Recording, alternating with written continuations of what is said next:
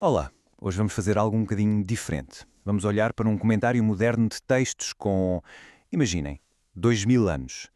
E porquê? Porque lá dentro parece que está um verdadeiro manual de instruções sobre como construir uma comunidade. Um manual que, como vamos ver, continua a ser incrivelmente relevante para os nossos dias. Mas, antes de chegarmos a essa sabedoria antiga, há uma barreira muito moderna que temos de ultrapassar.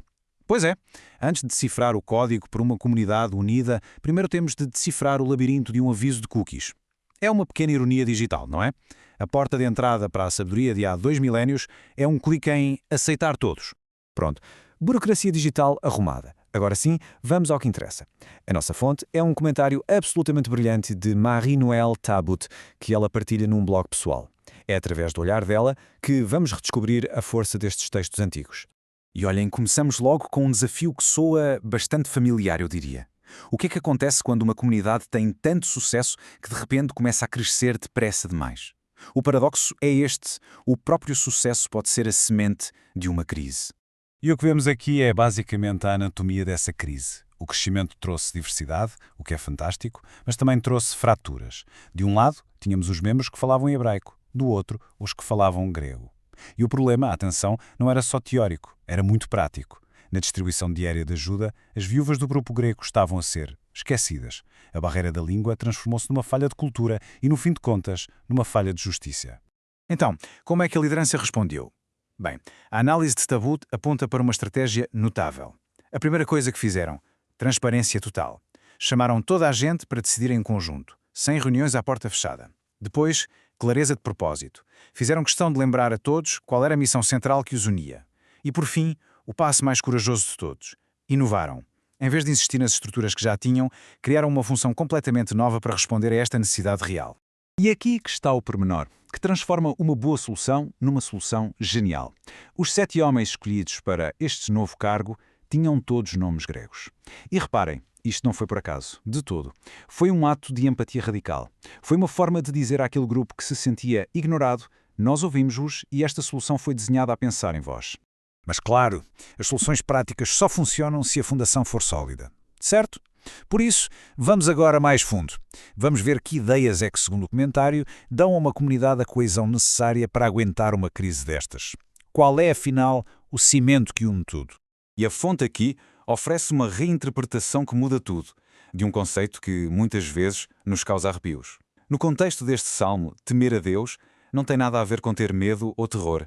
Na verdade, é o oposto. É um convite à confiança. É a escolha de colocar a esperança no amor em vez de viver com medo da punição. E esta mudança de perspectiva é absolutamente central para tudo o resto. E isto, por sua vez, redefine o que significa ser uma pessoa justa. Os Hassidim não são descritos como indivíduos perfeitos, sem falhas. A análise destaca que são pessoas que estão em sintonia com um propósito maior, que aceitam fazer parte de uma aliança. O foco, portanto, muda da perfeição individual para a participação confiante num projeto que é de todos. E agora, vamos explorar a metáfora mais poderosa que o comentário do Tabut ilumina. Uma imagem que descreve a própria essência das pessoas numa comunidade e que, honestamente, muda completamente as regras do jogo. O que temos aqui é uma autêntica revolução de conceitos.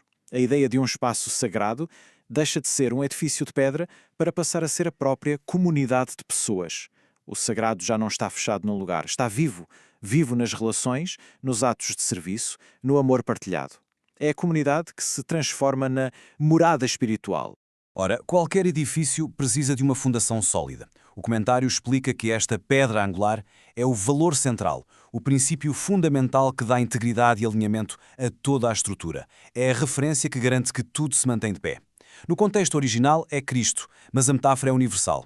Aplica-se a qualquer valor fundador que una uma comunidade. E é aqui que a metáfora atinge o seu ponto mais alto. Se há uma pedra angular, então cada pessoa é uma pedra viva. Não se trata de tijolos inertes, simplesmente empilhados uns sobre os outros. Cada membro é uma parte ativa essencial que suporta o peso da estrutura. A comunidade não é algo que acontece às pessoas, é algo que é construído ativamente por todas elas. Ok, já percebemos como a comunidade se organiza, como é que se sustenta, mas a análise leva-nos à pergunta final, a mais importante de todas. Para que serve tudo isto? Qual é o destino? Qual é o propósito desta construção toda? Esta pergunta do discípulo Tomé ecoa através dos séculos, não é? Porque é uma pergunta universal. Quando o futuro é incerto, quando a liderança parece ausente, é a pergunta mais humana que se pode fazer. Como é que encontramos o rumo?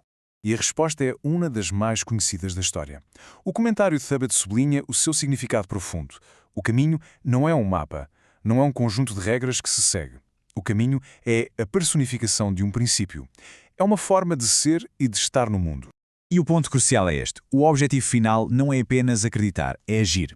As obras que esta comunidade deve realizar, segundo esta interpretação, têm um objetivo muito claro: a libertação. Libertar as pessoas de tudo o que as prende, seja a pobreza, a injustiça ou o desespero. O propósito é o florescimento e a liberdade humana. E isto traz-nos de volta ao presente com esta pergunta. Nas nossas famílias, nas nossas equipas, nas empresas ou nos nossos países, o que é que nos une? Qual é aquele valor fundamental, aquela pedra angular que dá força, sentido e propósito à nossa construção coletiva? Fica a reflexão.